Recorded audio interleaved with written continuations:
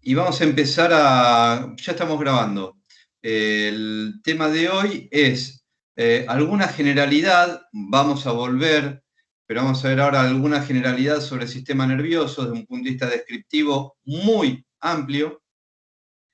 Vamos a ver neurogénesis, esto es cómo se forma el sistema nervioso desde la fecundación hasta la formación del sistema nervioso. Trastornos del desarrollo que tienen que ver con neurogénesis y noxas teratogénicas que también tienen que ver con todo lo que es embriogénesis.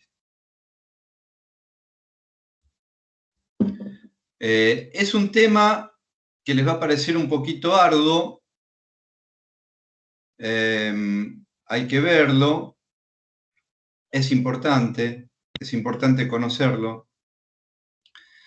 Es muy importante conocerlo y es importante que lo tengan bien presente, ¿sí? Hay gente que dice que está en la diapositiva 11. No puede ser, porque yo estoy en la 1. Puede pasar esto, que tengan delay ustedes, ¿sí? Que no les haya llegado todavía el paquete de datos. ¿Qué tal? Buenas tardes, Betsa B habla. No, hace rato que está en la diapositiva 11, sistema nervioso, sustancia gris y sustancia blanca. Bueno. Ahí me fijé, profe, yo, entré con dos, uno con la computadora y otro con el celular, y como queda abierto la toma de control, los que quieren ir cambiando de pantalla la van cambiando, que vos no la cambies. Ahí por eso nos aparece visible. Ok.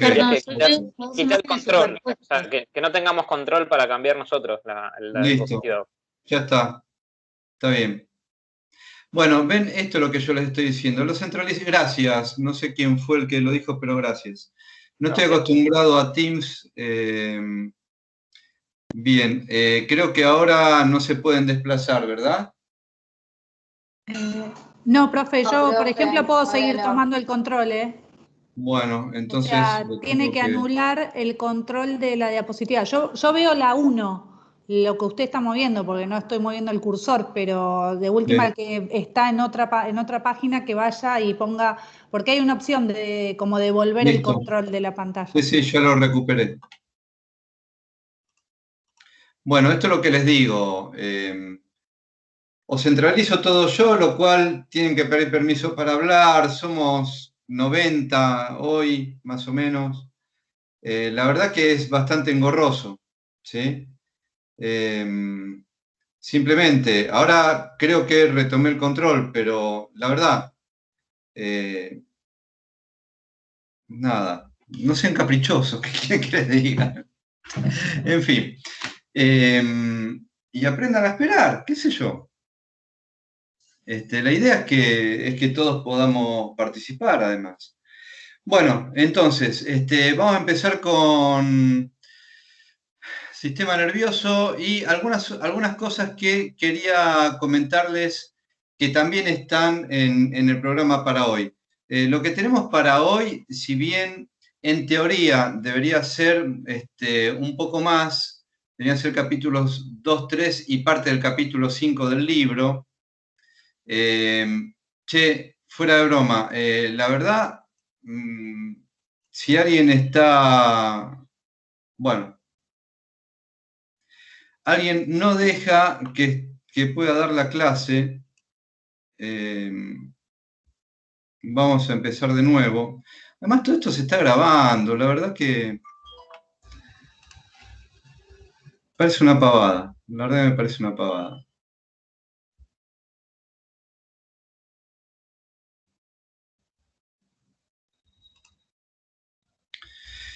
Voy a sustituir el archivo.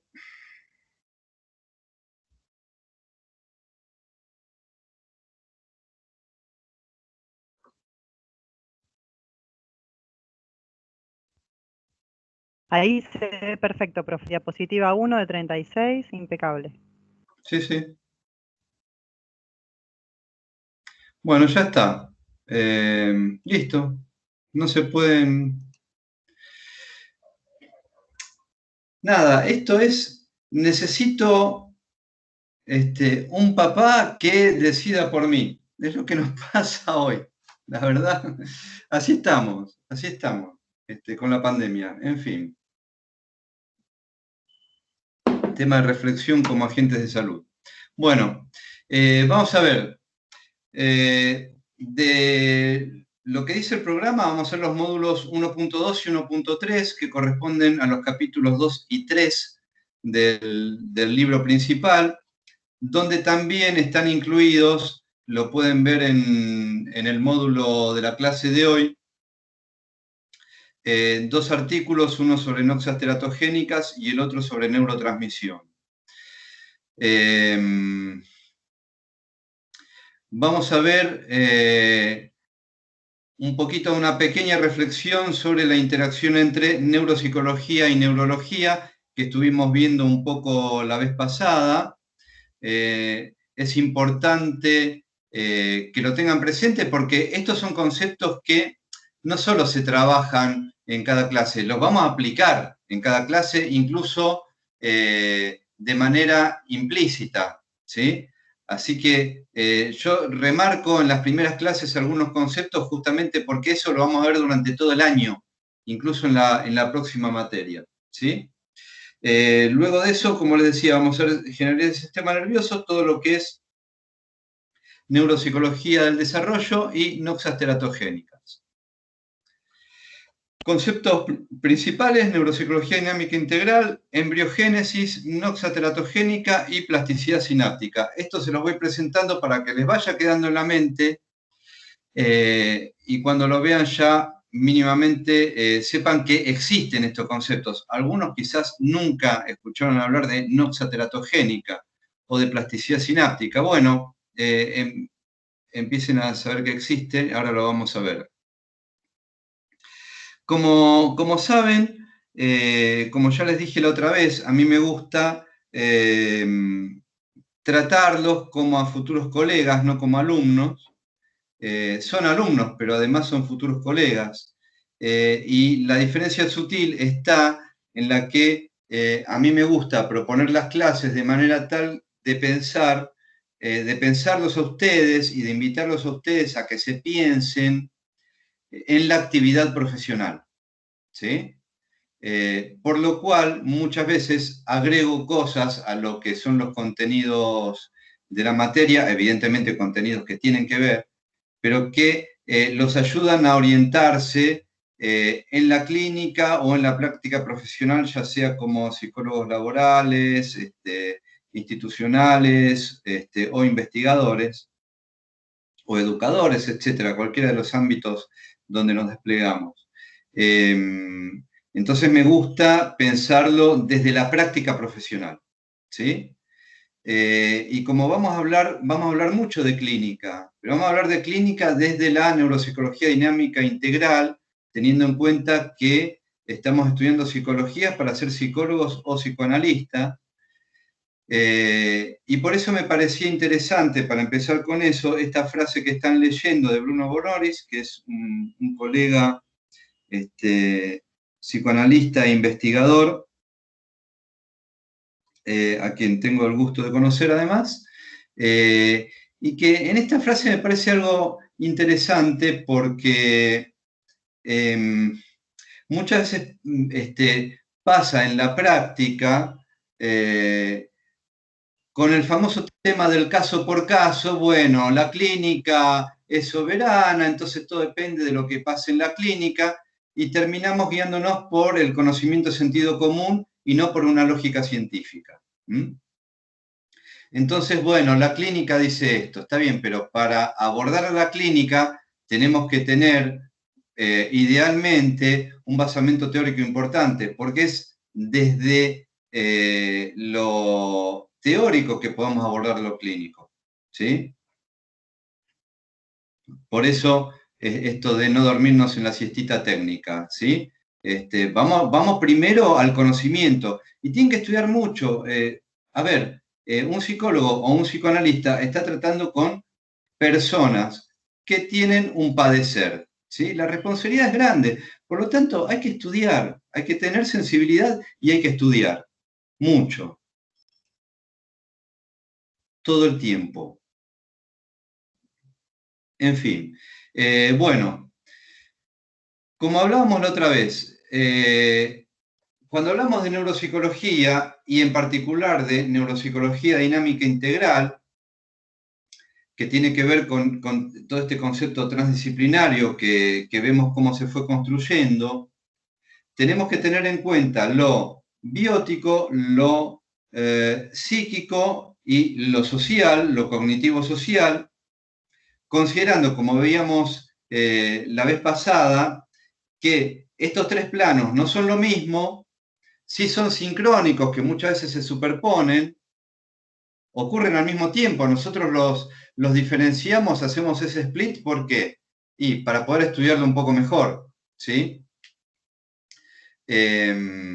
Pero no son lo mismo y está bueno diferenciarlos. De hecho, cuando tenemos, como veíamos la otra vez, un signo blando, tenemos o podemos, sería ideal saber reconocerlo, para no pensar o para descartar algo orgánico de algo psíquico, ¿sí?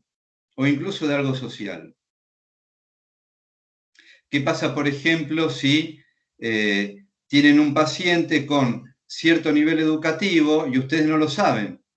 Y dicen, ¿qué pasa? Que no se expresa bien o... Y no se expresa del todo como estamos acostumbrados a veces a analizar a otros pacientes, más si no han tenido práctica en salud pública o en alguna institución comunitaria. Quizás no se sabe expresar y ahí hay que averiguar cuál es el nivel educativo también, por ejemplo. O quizás tiene algún problema cognitivo. Entonces, hay que saber diferenciar lo biótico, lo psíquico y lo cognitivo-social, ¿sí? Solo, Bien. perdón molestar, ¿no? Pongo un ejemplo. No solo pasa en la medicina, en la psicología, pasa en la medicina también. El año anterior estuve haciendo, yo tuve TDAH, tengo, no pasa, pero yo volví a hacer los exámenes acá y la médica me aplicó un test psicométrico que no estaba validado, ni para Brasil, era un test europeo, era como, y mis niveles cayeron un montón, era como yo estaba en bajo. Y Brasil era bajo, pero no tanto con los testes brasileños. Claro, sí, totalmente. Pasa mucho con los tests, justamente. Sí, es un buen ejemplo. Hay muchos tests que para aplicarlos necesitamos saber el marco social. Totalmente de acuerdo, sí, porque pueden dar cualquier cosa. Bien.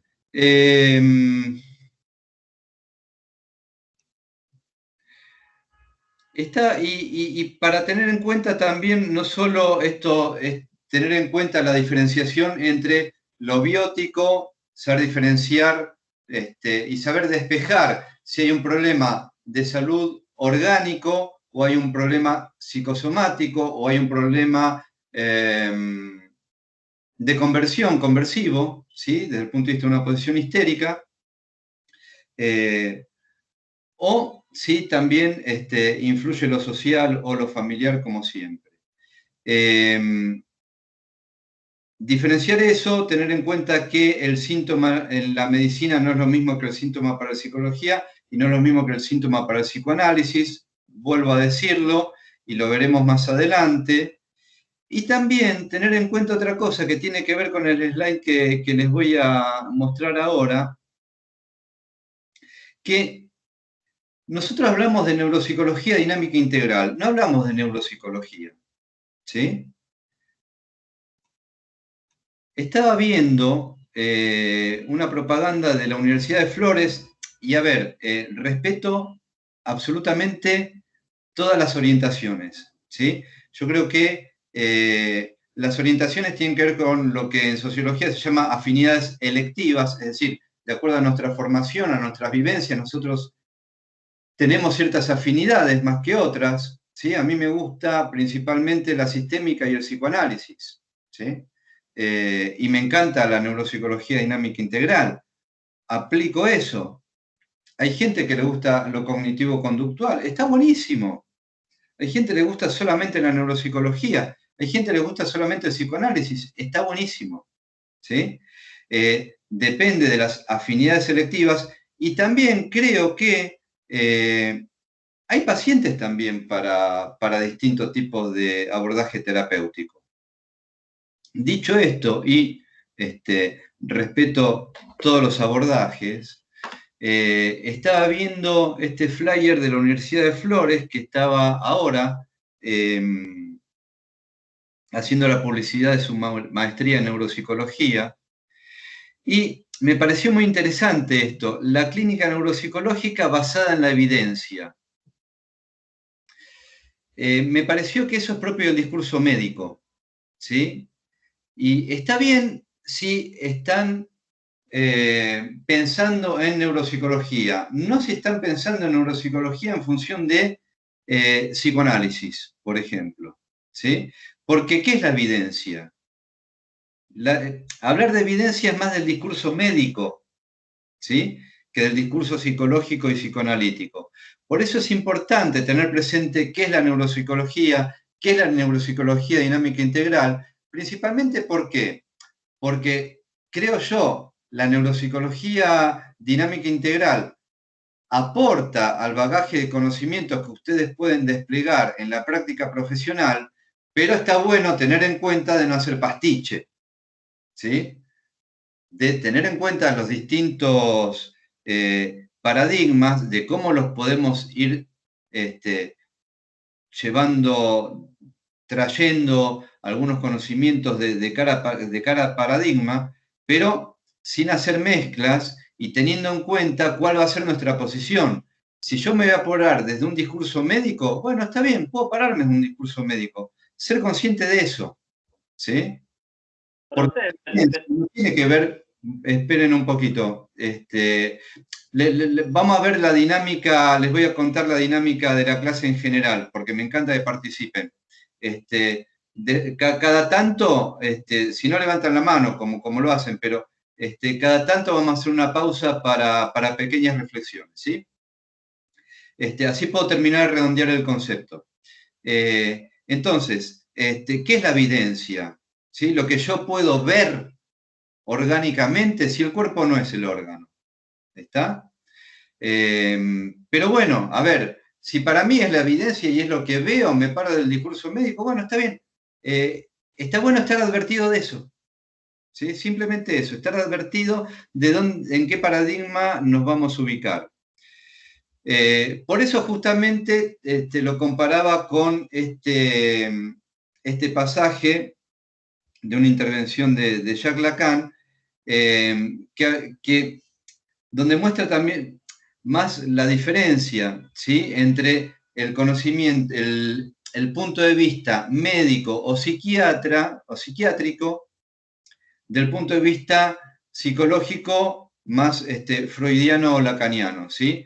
La Facultad de Psicología de la Kennedy es más bien freudiana, ¿sí? Principalmente freudiana, evidentemente se ve Lacan y se ven otras corrientes, pero es principalmente freudiana. Cuando hablamos de psicoanálisis, hablamos de psicoanálisis freudiano y lacaniano, que tampoco son lo mismo.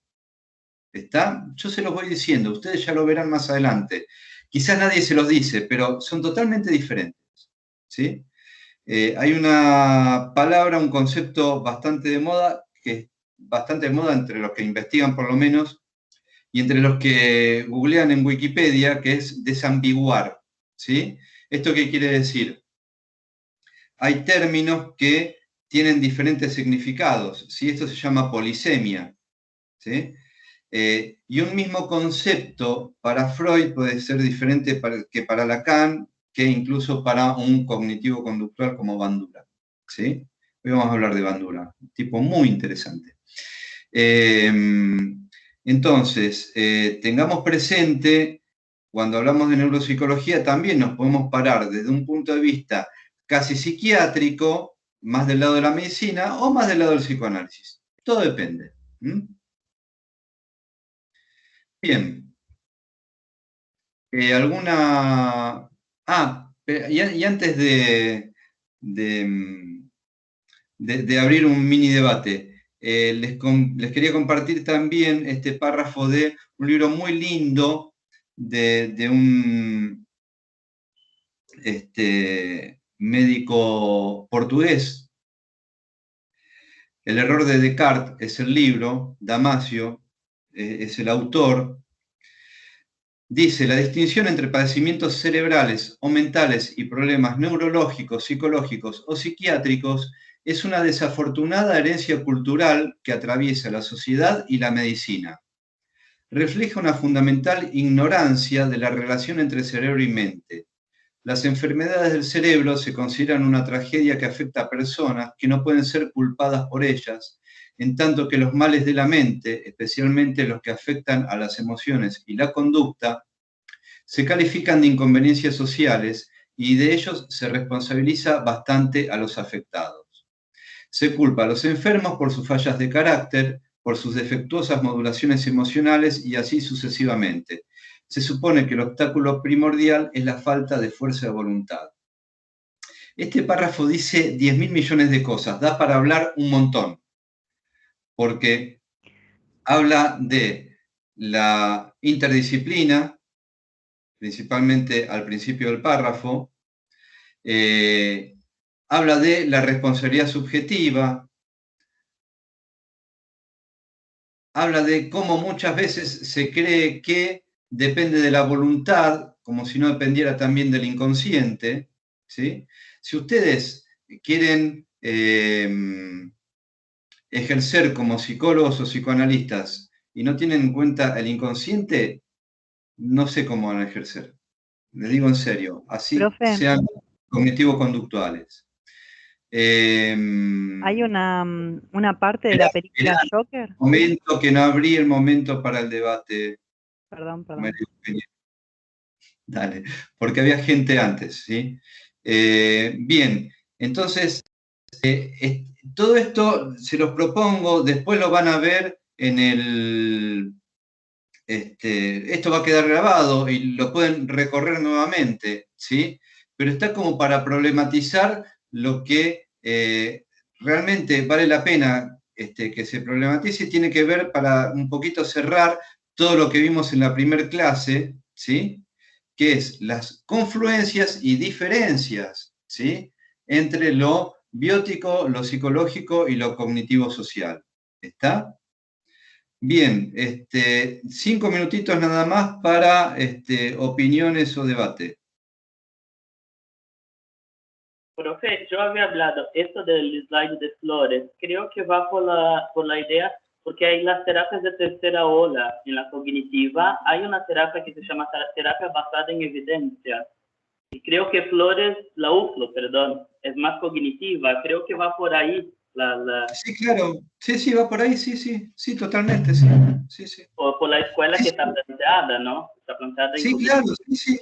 Por eso, hay distintas escuelas, hay distintos abordajes y son todos interesantes. Algunos más, si se quiere, potentes que otros, depende. El tema es estar advertidos que somos parte de un paradigma, ¿sí? Estar advertidos.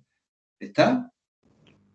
Pero, profesor, le hago una consulta, o sea, nosotros como futuros profesionales tenemos que tener todas las herramientas, porque por más que uno se base se centre en un paradigma, el psicoanálisis o el que sea, necesita de las otras herramientas en algún momento. Sí, mínimamente para saber derivar, sí. Exactamente, o sea, porque si no, o sea, nos centramos en una rama y nos olvidamos de todo el resto y hace que como profesionales tengamos una mirada totalmente cerrada. Entonces no estamos ayudando al paciente, estamos haciendo todo lo contrario. Sí, por eso está bueno aprovechar las distintas, la oferta de distintas corrientes que da la facultad y también pedir y también investigar y también sepan que lo interesante de una facultad, y digo cualquier facultad de cualquier carrera, es que les va a presentar material, les va a presentar bibliografía van a hablar con profesores y con pares, y a partir de ahí depende de ustedes, no solo de la oferta de la facultad. ¿Sí? Profesor. Sí. ¿Quién habla? Alexandra Badaraco. Uh-huh. Sí, yo de hecho, por fuera, muchas veces me pongo a leer cosas de cognitivo-conductual o psicología evolucionista, y la verdad que le da como, no sé, un enmarque bastante bueno, además de lo que es el psicoanálisis, porque sí, capaz lo que me pasa a mí con la facultad es que hay mucho psicoanálisis y hay un montón de otras herramientas que van perdiendo. Sí, totalmente, sí. Por eso, a ver, el tema es este. Toda disciplina científica, y además nosotros tenemos subdisciplinas, digamos, con las distintas corrientes. Una disciplina científica y una corriente surgen ¿por qué? Porque hay preguntas sin responder. Pero al surgir y al empezar a responder preguntas, establecen otras preguntas.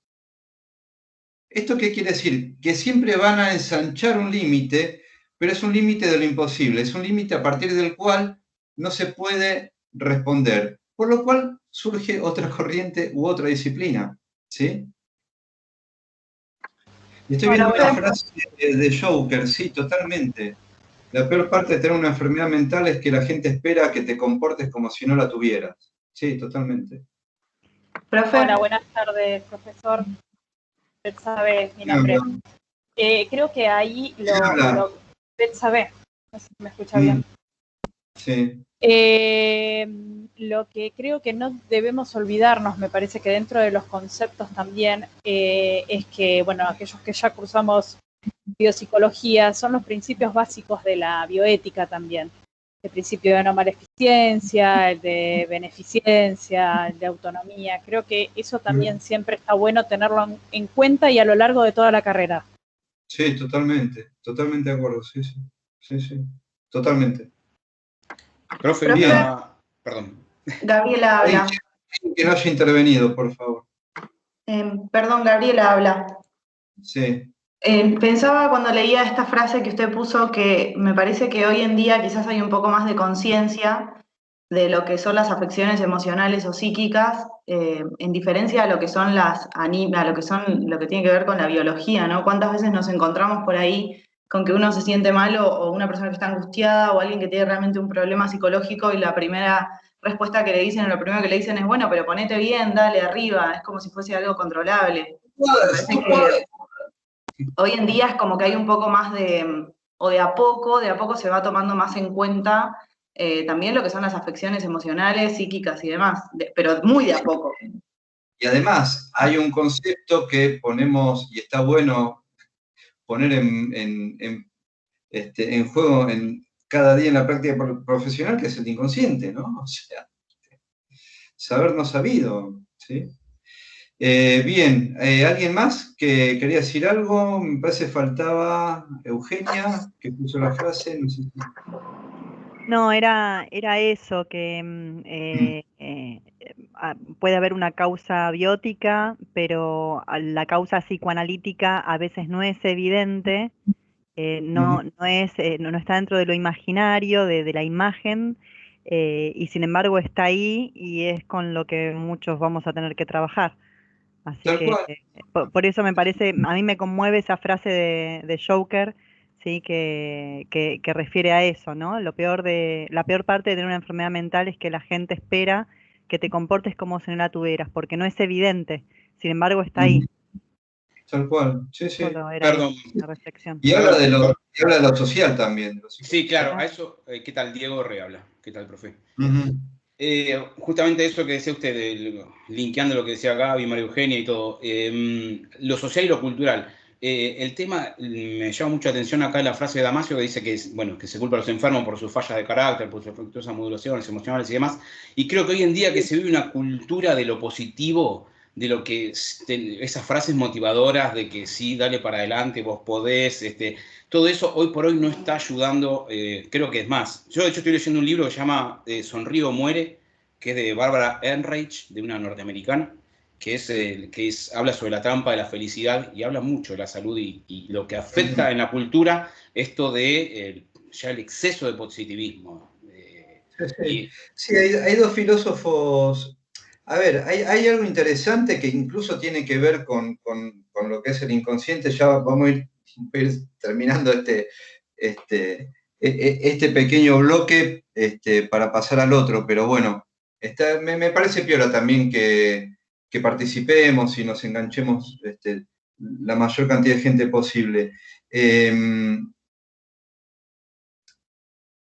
Esto de la programación, digamos, yo creo que tiene un basamento también que se puede ver desde el inconsciente. Si quieren, el inconsciente se puede entender como un saber no sabido que tiene que ver con cierto programa, que tiene algunos bugs, o sea, algunos errores que nos hacen funcionar de cierta manera y repetir ciertas cosas. Por lo tanto, creo que algo de programación o de reprogramación es interesante. El tema es cómo se aborda y el tema es cómo, si se piensa en que hay una voluntad para eso, y en realidad no depende de una voluntad, ¿sí? Depende de otras cosas que tienen que ver con la terapia.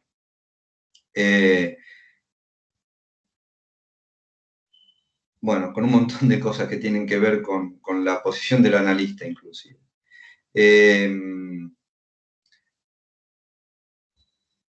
Hay un par de filósofos que hablaron mucho o que tratan mucho esto de la exigencia productiva, digamos. Uno es Zizek, el otro Zizek se escribe, para los que alguna vez han leído algo.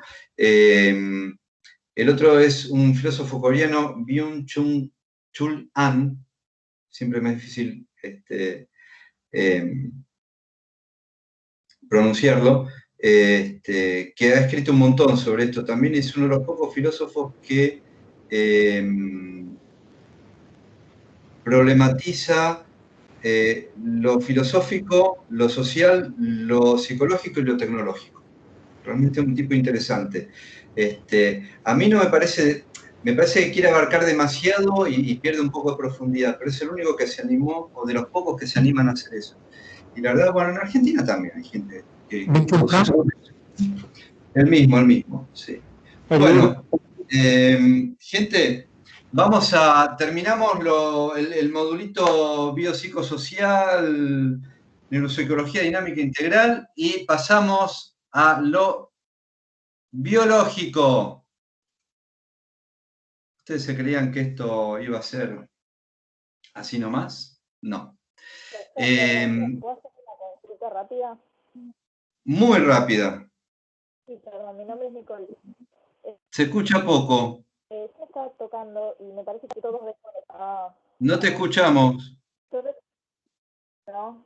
Bueno, dale, a ver. Ahora sí. Dale. Sí, dale.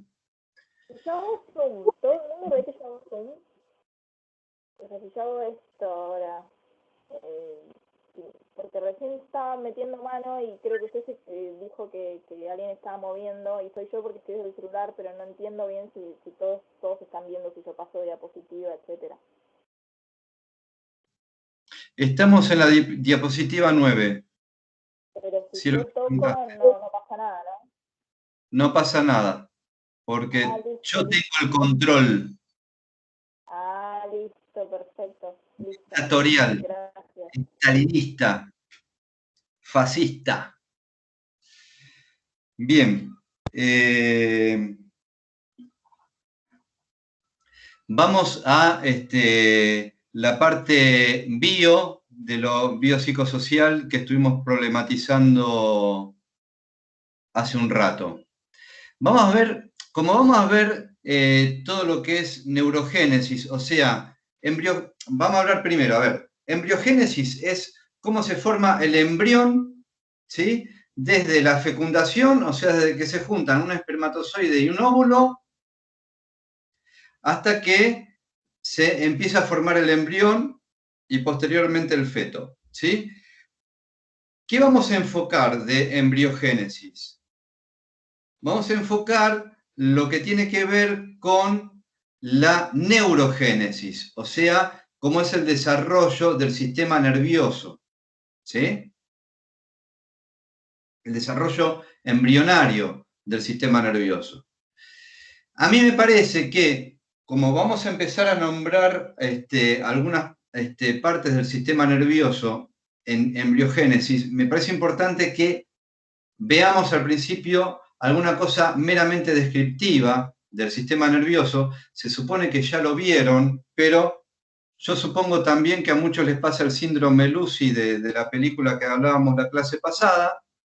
Así que hacemos una pequeña pantallazo sobre eso. Me tengo que poner los anteojos para orientarme en lo que dicen las palabras, porque ya a esta altura estoy leyendo poco, y además como casi todas las sesiones son por pantallita, salvo muy pocas, la vista queda un poquito dañada últimamente, creo hacer.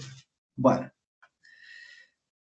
Entonces, les voy a comentar, vamos a pasar cada 2 slides más o menos, voy a ir abriendo posibilidad de pregunta por si necesitan preguntar algo, así que en ese caso van escribiendo si necesitan preguntar algo, ¿sí? Entonces, tenemos, para ir desde lo más general, hay un sistema nervioso que desde el punto de vista anatómico, descriptivo, lo podemos dividir en sistema nervioso central y sistema nervioso periférico. El sistema nervioso central, ¿con qué tiene que ver orgánicamente? Tiene que ver con el encéfalo, que es cerebro, tronco, cerebelo, y la médula espinal. ¿Sí?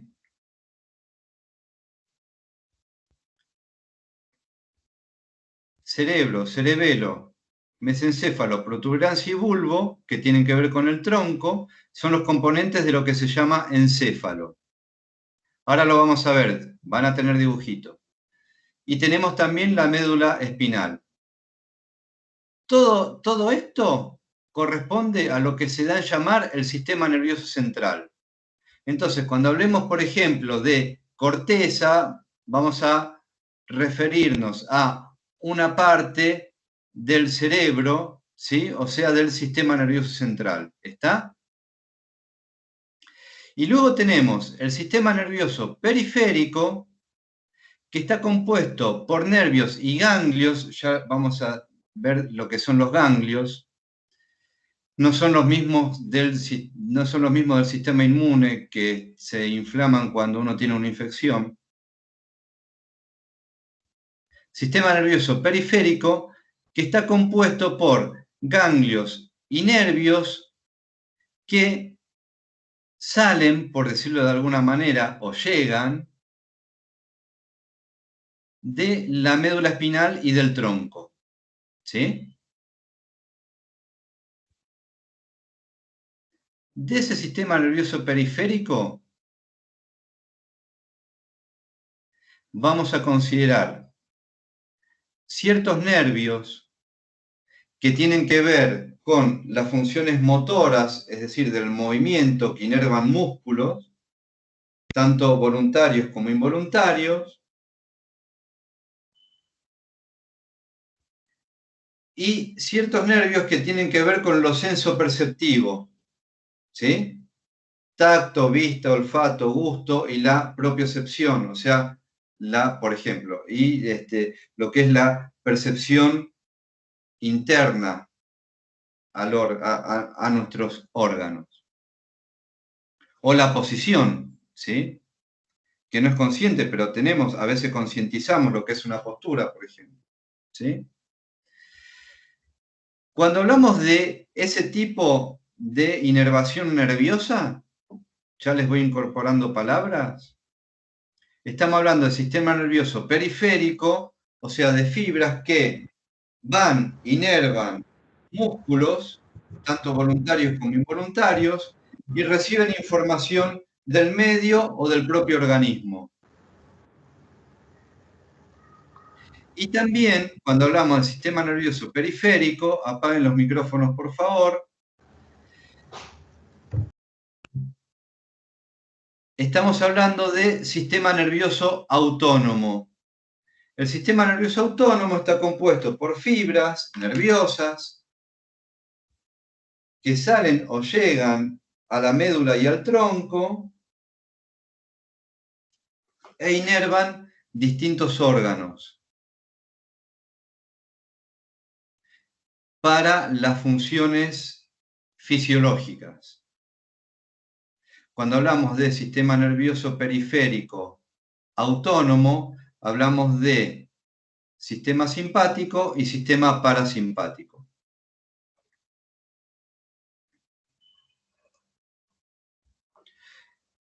Esta es la parte de dibujitos cuando les decía recién. Dentro de lo que es encéfalo, ¿qué tenemos? Cerebro, mesencéfalo, protuberancia y bulbo, cerebelo, ¿sí?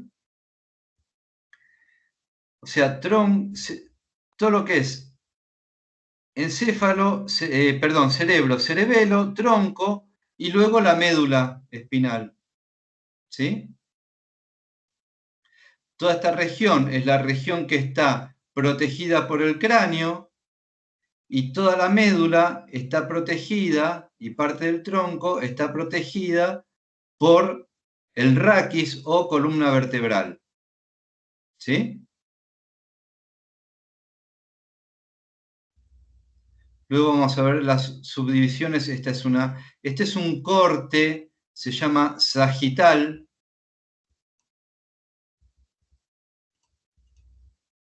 Bueno. Yo pensé que tenía el control.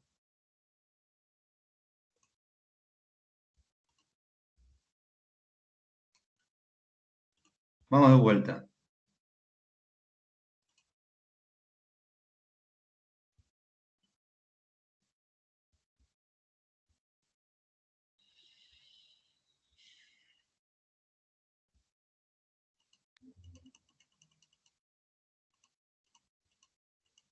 Yo les voy a contar algo. No me quiero poner en policía tecnológico.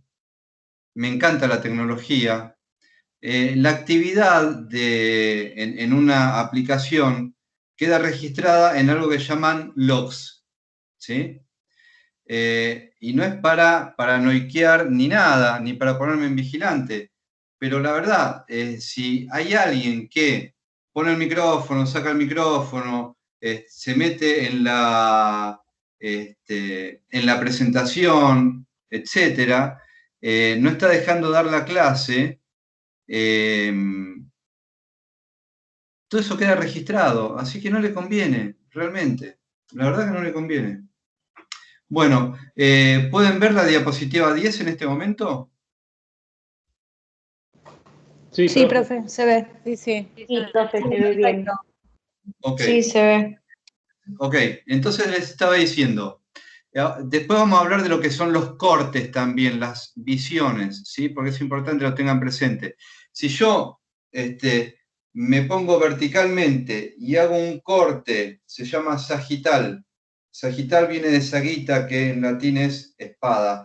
A un corte sagital, o sea, desde lo superior hacia lo inferior, desde lo cefálico hacia lo caudal, y lo presento, es un corte sagital. Es lo que estamos viendo acá, ¿sí? En este primer dibujo, y en este segundo también. Esta es una vista externa. ¿Se entiende la diferencia? ¿Sí? Bien. Profe, ¿no puede marcar con el cursor? No entiendo lo que estaba diciendo de los cortes. Ah, pensé que el cursor... ¿No estás viendo el cursor? No, no estoy viendo el cursor. Ah, ok. Yo pensé que se veía. Por eso cuando estaba explicando antes miraba le seguía leyendo cada cosa, pero el tema del corte, el sagital que cruzaría como si fuera hacia arriba, o sea, desde la cabeza hacia los pies, sería el sagital.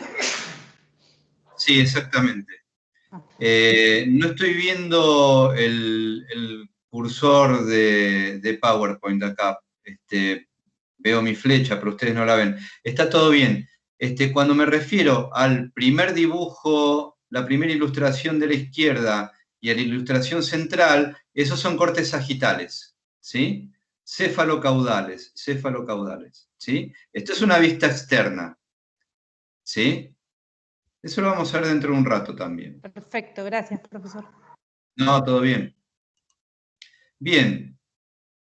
A su vez, cuando hablamos también, estamos hablando del sistema nervioso central y del sistema nervioso periférico. Recuerdan que las neuronas tienen una parte de cuerpo neuronal, ahora vamos a ver ilustraciones, y una parte de lo que se llama axón, que es la prolongación, ¿sí? Que es lo que luego va a formar los nervios, ¿sí? Cuando yo estoy hablando en el sistema nervioso central, cuando hablo de cuerpos neuronales, hablo de sustancia gris. Perdón, en general, cuando hablo de cuerpos neuronales, hablo de sustancia gris. Y cuando me refiero a los axones, hablo de sustancia blanca. Vayan familiarizándose porque esto todo ahora lo vamos a ver en ilustraciones. ¿Está?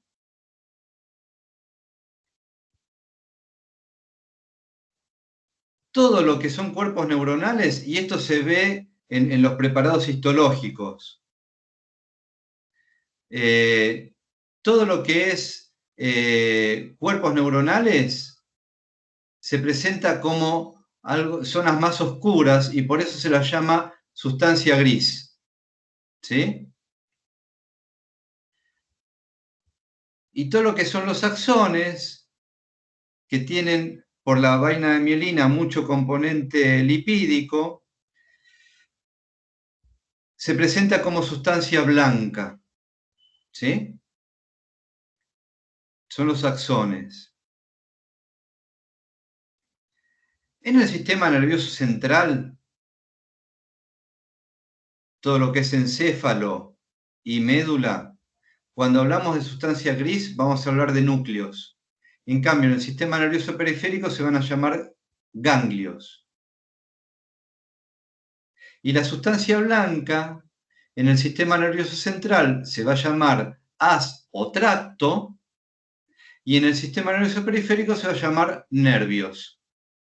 ¿Sí? O sea, los axones en el sistema nervioso central se llaman tractos o haces. Y en el sistema nervioso periférico se llaman nervios. ¿Sí?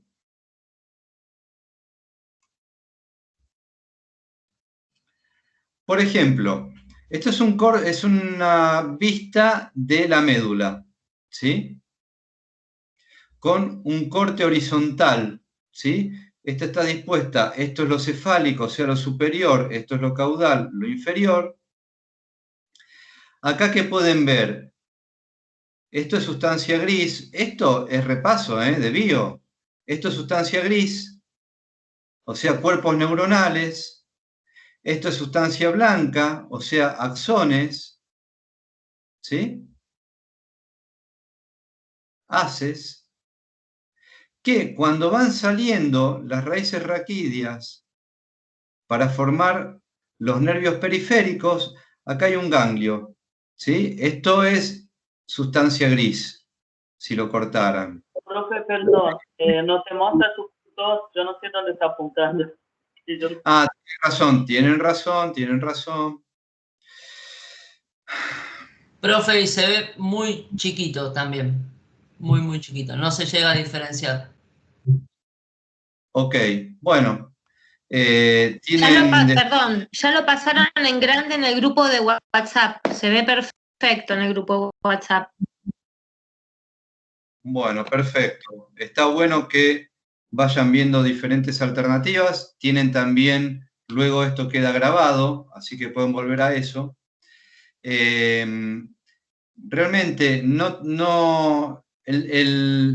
el todo completo no existen, como pueden ver. Esta manera de presentación es muy ágil y es muy interesante para presentar porque tiene menos delay y es más fácil de presentar, pero también tiene sus inconvenientes como que no tiene el puntero. Y me había olvidado de eso, gracias por decirlo. Lo que les decía es lo siguiente, cuando ven los cefales, estamos viendo la ilustración de un corte horizontal de médula, ¿sí? Una médula con un corte horizontal. Lo que ven arriba de todo como esa especie de mariposa, estamos hablando de médula, sistema nervioso central, estamos hablando de ¿qué? De cuerpos neuronales. Y lo que ven alrededor de esa mariposa son los tractos o haces, son los axones que en sistema nervioso central, estamos hablando de médula, sistema nervioso central, se llaman tractos o haces. Ahora, cuando van saliendo, que es lo amarillo que ven que van saliendo como en B, que después se une, o como en Y, si se quiere, es lo que van a formar las raíces raquídeas, ¿sí? Lo que van a formar los nervios periféricos, por eso se llaman nervios. La parte que se engrosa de esa parte amarilla es parte de cuerpos neuronales, se llaman ganglios. ¿Por qué? Porque son cuerpos neuronales, o sea, sustancia gris del sistema nervioso periférico, ¿sí? Y todo lo que va después, lo que va a salir después, lo que va a ser el palito de la Y, va a formar los nervios, va a formar el sistema nervioso periférico. Lo mismo puede verse, este es un corte horizontal, no, este es un corte sagital del encéfalo con una vista frontal. ¿Qué quiere decir esto? Imagínense que yo hago un corte así. Estoy de frente y hago un corte así. ¿Me están mirando? ¿Abajo? ¿Sí? Es desde arriba es lo cefálico, abajo es lo caudal. Pueden ver hacia atrás, lo que ven en marrón es el cerebelo. Profesor, disculpe que lo moleste, pero no se ve, o sea, no sale su imagen abajo, me salen sus iniciales, pero no, y ahí en el chat están poniendo que no se ve. Disculpe que lo haya molestado. No, está todo bien, gracias. Yo lo veo, capaz que es la señal que tenés, pero yo lo veo. Yo también lo veo, profe. Sí, yo lo veo, pero si apagan las cámaras van a poder verlo. Yo también lo veo, profe. Ok. Vamos aprendiendo. Traten de apagar las cámaras, así tienen más ancho de banda y pueden ver con más nitidez y tal vez me puedan ver a mí también. Lo que les decía es lo siguiente, lo que vemos en la imagen de la derecha es un corte sagital, frontal, perdón, un corte frontal, no sagital, un corte frontal del encéfalo, lo que es superior, lo que está arriba de todo, ¿sí? Se llama cefálico, lo que van viendo hacia lo inferior, que se llama caudal. ¿Qué se puede ver? Se puede ver el cerebro en ese corte frontal. Digamos que es un corte que va de oreja a oreja y estoy posicionado frontalmente, ¿sí? Después cuando cocinan pueden practicar y piensan. Corte frontal, sagital, ¿qué estoy haciendo? ¿Compremos un cerebro de vaca y empecemos a probar? No, gracias. Bueno, pero esto se veía cuando teníamos laboratorio, para eso servía el laboratorio. Entonces, lo que pueden ver acá es el cerebro, después ven el tronco y detrás de eso ven el cerebelo, ¿sí? Toda la parte que está más oscura, en rosa, digamos, es lo que es la corteza, sustancia gris, ¿sí? corteza cerebral. Hay partes, y todo lo que está después de eso es sustancia blanca, que son los axones, haces o tractos, ¿sí?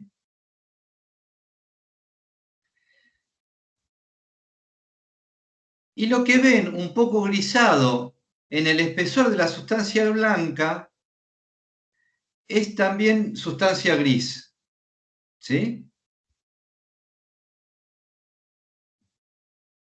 Que no está en corteza. ¿Está?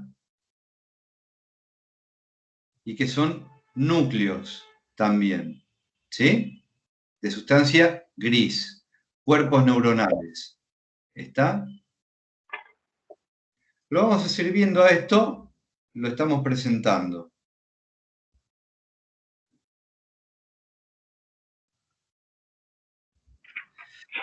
Ahora, todo esto que vimos hasta ahora es descripción muy por arriba, anatómica, o sea, es cómo se puede de alguna manera organizar y dividir distintas regiones del sistema nervioso entre central y periférico desde el punto de vista anatómico, ¿sí? Esas son esa es una descripción de división anatómica. Ahora, desde el punto de vista funcional, podemos considerar al sistema nervioso teniendo en cuenta que hay un sistema nervioso cerebroespinal, que es lo sensorio-motor, que está encargado de la vía de relación, y que tiene que ver con sistema nervioso periférico y con parte del sistema nervioso periférico, o sea, lo sensitivo y lo motor, y el procesamiento de todo eso en sistema nervioso central. Y hay un sistema nervioso autónomo que tiene que ver con la regulación del medio interno. ¿Sí? ¿Esto qué quiere decir? Sistema cardiorrespiratorio, sistema circulatorio en general, sistema digestivo, sistema neurohormonal, ¿sí? Por ejemplo. Entonces, todo eso que no tiene control consciente, voluntario, se llama por eso sistema nervioso autónomo, donde están implicados también ciertas partes del sistema nervioso central y también ciertos nervios del sistema nervioso periférico, ¿sí? Y que a su vez va a estar dividido en sistema simpático y sistema parasimpático. El sistema simpático, como recordarán, espero que lo recuerden, tiene que ver con todas las funciones vegetativas, o sea, no voluntarias y que tienen que ver con el medio interno, con el funcionamiento interno del cuerpo como órgano, y que tiene que ver con todo lo que implica el estar preparados para una urgencia o para una emergencia, ¿sí? Ejemplo típico, dilatación pupilar, ¿sí? ¿Cuándo ocurre una dilatación pupilar?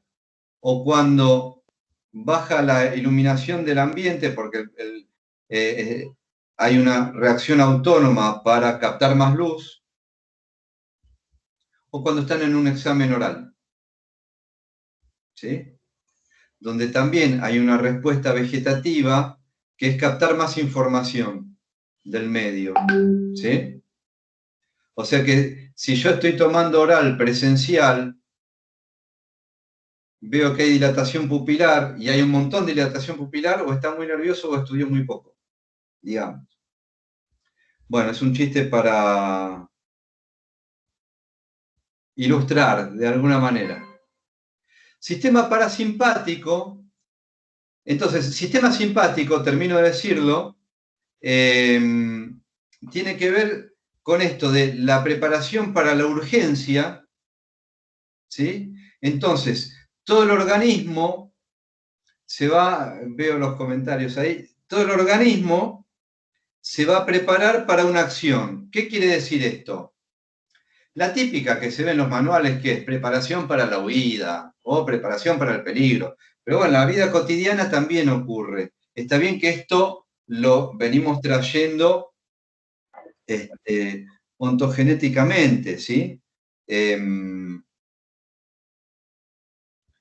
Pero también ocurre en la vida cotidiana, por eso les daba el ejemplo del examen. Toda reacción implica luego una reacción de estrés, tiene que ver con esto. Paren los micrófonos, por favor, apaguen los micrófonos. Y tiene que ver justamente con prepararse para la acción, tanto cognitiva como física, ¿sí? Por ejemplo, cuando tienen que correr un colectivo. ¿Qué quiere decir esto? Que va a haber catabolismo a nivel químico. ¿Qué quiere decir el catabolismo? Moléculas muy grandes se transforman en moléculas muy pequeñas y en esa transformación se libera energía. Por ejemplo, por reacción simpática, el hígado y el músculo. Ya te vi, Janet, luego abro para la pregunta. Reacción simpática. En el músculo y en el hígado se almacena glucógeno, que es la manera, el paquete más grande, la forma más grande en que se almacena el hidrato de carbono, ¿sí? Los glucógenos, los hidratos de carbono, los carbohidratos que hablan en las dietas. Es mejor decir glucógeno, les cuento, glúcidos, perdón. El paquete más grande, la forma más grande en que se almacena esos azúcares es como glucógeno. Glucógeno en los seres, en el reino animal, y almidón en las plantas, ¿sí? Por catabolismo, ese glucógeno se va a convertir en moléculas más simples, azúcares, y esos azúcares, a su vez, se van a ir degradando a moléculas más simples, y en ese pasaje se va a ir liberando ATP. El ATP es una molécula que genera energía en la mitocondria. Todo eso que les acabo de decir es una reacción catabólica. Se pasa de moléculas más complejas a moléculas más simples con liberación de energía. ¿Para qué? Para que el cuerpo pueda responder a cierto tipo de situaciones que implican un movimiento físico o un movimiento cognitivo. ¿Sí? Esa es una reacción simpática. Preparación para la acción en los manuales. Sistema parasimpático. Terminé el asadito del domingo, asadito de Pascua, ya se podía comer carne, los que creen en todo eso, y los que no también, porque todos estamos en el mismo ámbito sociocultural. O terminé esa riquísima cazuela de mariscos. Estoy digiriendo y a partir de la digestión voy absorbiendo. ¿Qué voy absorbiendo? Moléculas complejas, perdón, moléculas simples, ¿sí? Que pasan al torrente circulatorio y luego a distintos órganos. Esas moléculas simples, aminoácidos, glúcidos o hidratos de carbono, lípidos, van a ir siendo, para poder ser almacenadas, las grasas en el tejido adiposo, ya se imaginan dónde, las proteínas en algunos tejidos y en los músculos,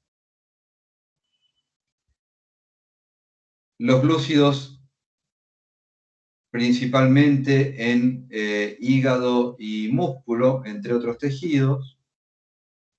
A partir de moléculas simples voy generando moléculas complejas, que después puedan darme energía, pueden servir para la síntesis de proteínas. Entonces voy empaquetando a partir de paquetes chiquitos, voy haciendo paquetes grandes. Voy sintetizando moléculas más complejas. Eso se llama anabolismo. ¿Sí? Esa es una reacción químico-fisiológica promovida y realizada por el sistema nervioso autónomo parasimpático. ¿Sí? Sistema parasimpático, anabolismo, genera, a partir de, el anabolismo ¿qué es? A partir de sustancias simples se generan sustancias complejas, a partir de aminoácidos proteínas, a partir de proteínas para músculo,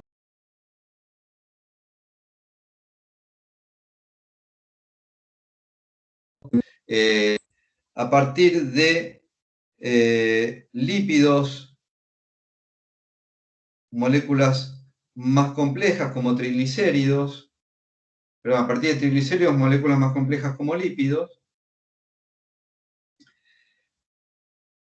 y otras moléculas como glucolípidos también, que son asociación de hidratos de carbono y lípidos, y a partir de aminoácidos proteínas. O sea, yo como un pedazo de carne, lo digiero, lo transformo en aminoácidos, y esos aminoácidos los vuelvo a transformar en proteínas. ¿Sí? O para los vegetarianos cuando como lenteja. ¿Sí? Bien. ¿Se entiende? Sistema cerebroespinal, sensorio-motor, donde voy a tener parte de sistema nervioso central y sistema nervioso periférico. En el sistema nervioso central voy a procesar todo lo sensitivo-motor que se transmite a través del sistema nervioso periférico, y el sistema nervioso autónomo también va a tener partes en sistema nervioso central y partes en sistema nervioso periférico, y funcionalmente vamos a tener sistema simpático, reacciones de emergencia, urgencia, con catabolismo, y sistema parasimpático, reacciones de síntesis, reacciones de restauración, ¿sí? Acciones de restauración que tienen que ver con anabolismo. Había 2 personas que levantaron la mano.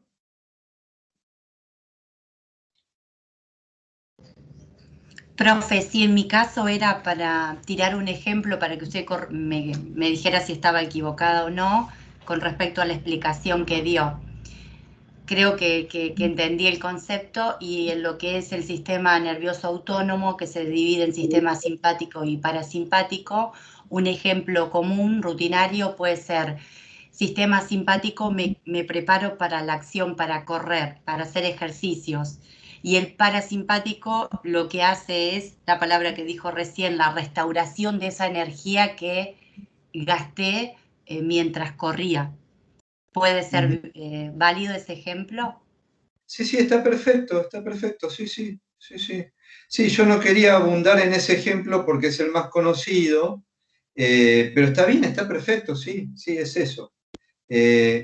Lo que pasa es que puede haber reacciones simpáticas estando sentado, ¿sí?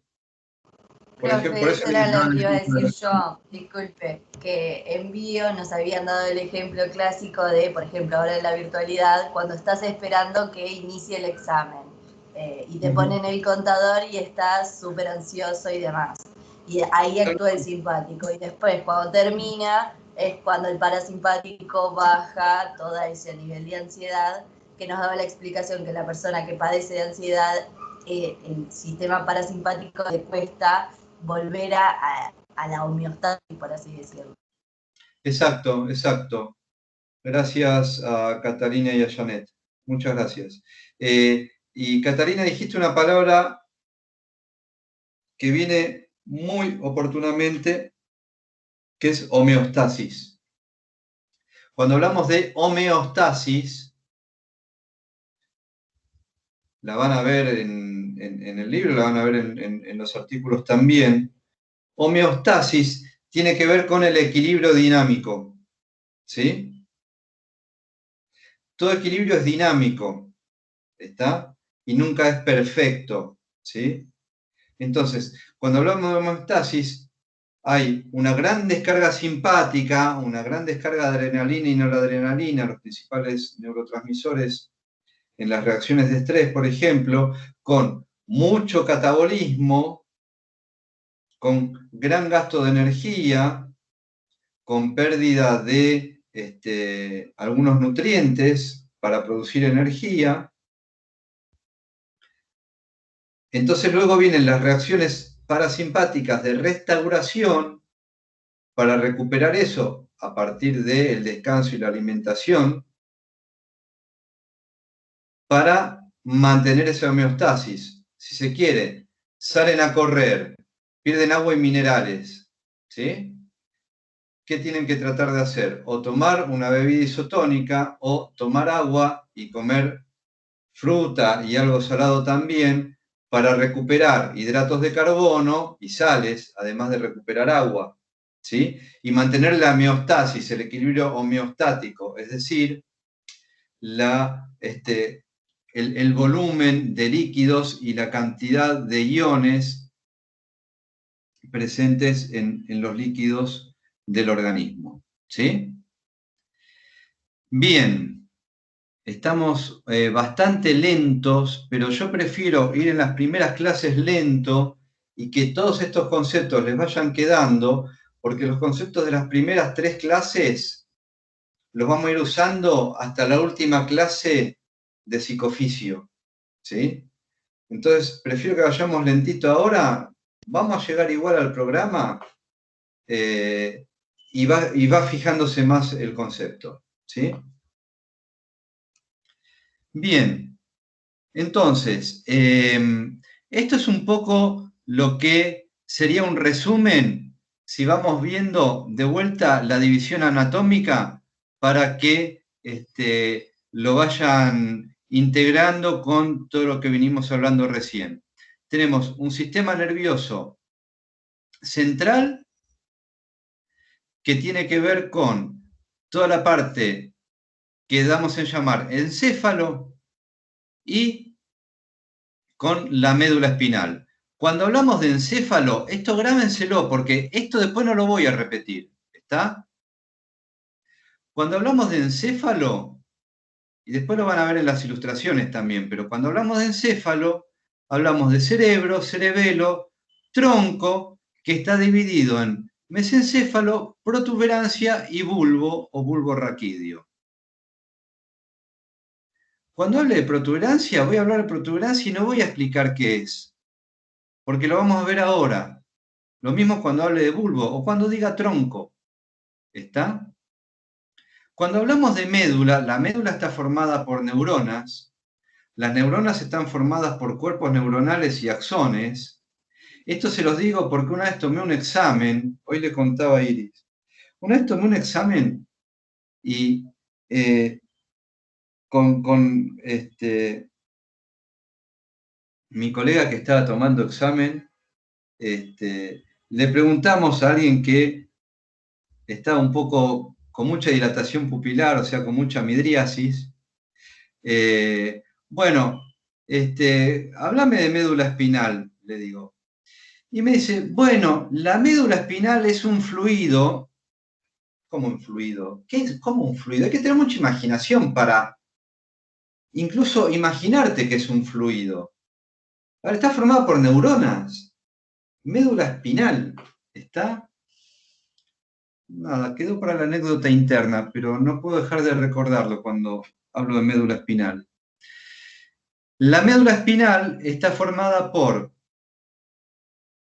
cuerpos neuronales, sustancia gris, como viene esa mariposita si hacemos el corte horizontal, y tractos o axones, tractos que son los oases, que son los axones, sustancia blanca, de la cual van a salir nervios, ¿sí? Que los que salen de tronco se van a llamar craneales o pares craneales, y los que salen de médula se van a llamar nervios espinales. Tanto los nervios craneales o pares craneales, que antes se lo tenían que estudiar uno por uno, el recorrido y todo, ahora se lo tenían que estudiar para esta materia, ahora no se pide, lamentablemente.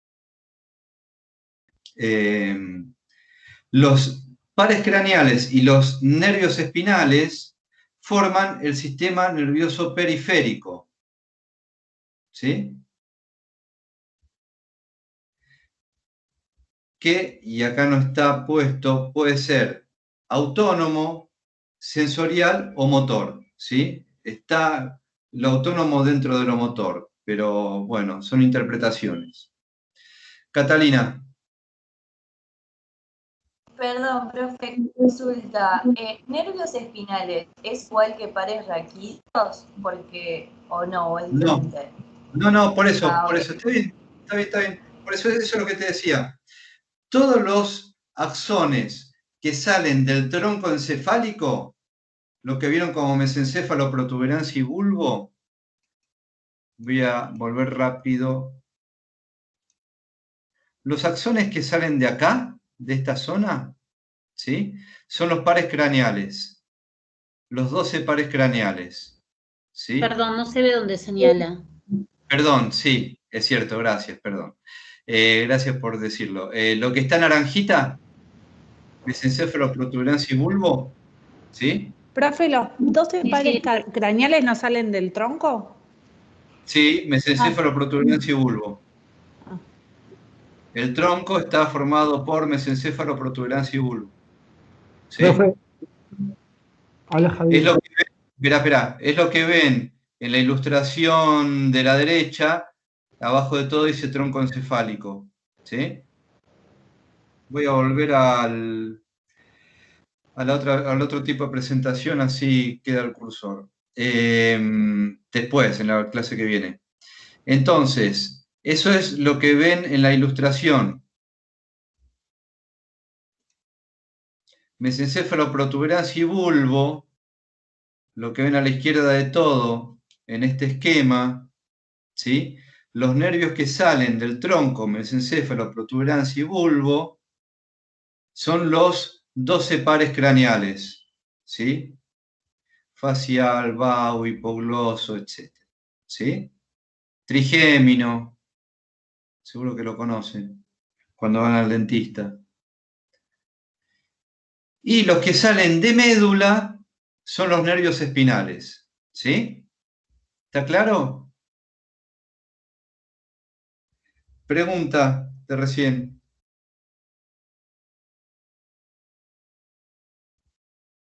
¿Pregunta?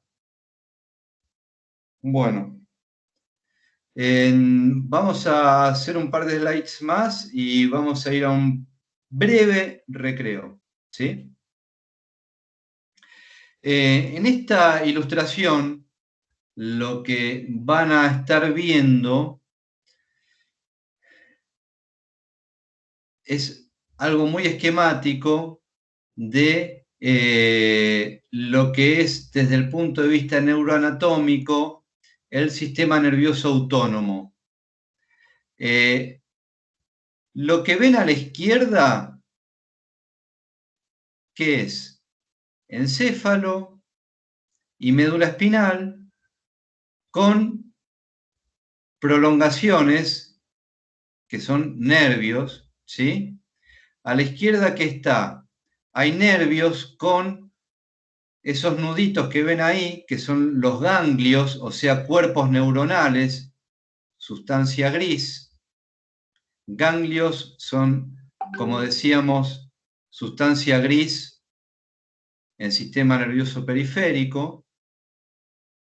En el sistema nervioso autónomo, los ganglios están muy cerca de la médula y del tronco, en cada posición. Y a su vez, de esos ganglios salen axones hacia los órganos sobre los cuales ejercen la función. Ahí tienen un pulmón, un corazón, un estómago, páncreas, hígado, intestino, riñón.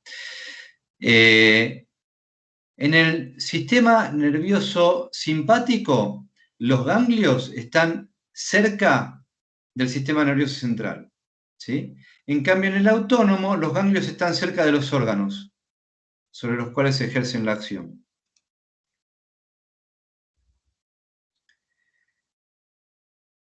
Las fibras que van desde el sistema nervioso central hacia los ganglios en el sistema nervioso simpático están en las áreas torácica y lumbar. ¿Esto qué quiere decir? A la altura del pecho y de la cintura, ¿sí? Y en el parasimpático, las fibras preganglionares, como pueden ver en el esquema, lo voy a poner más a la derecha. ¿De dónde salen las preganglionares? O sea, eso que ven azul.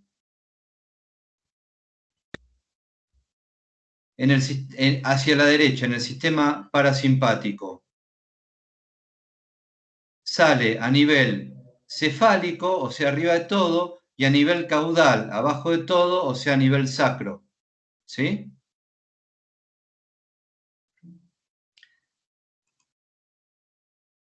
En cambio, las fibras preganglionares simpáticas salen de las áreas torácica y lumbar. Como les decía, los ganglios en el simpático están cerca de la médula y en el parasimpático están cerca del órgano sobre el cual ejercen acción. Y ya veíamos la función de cada uno de ellos. ¿Había alguien que levantaba la mano?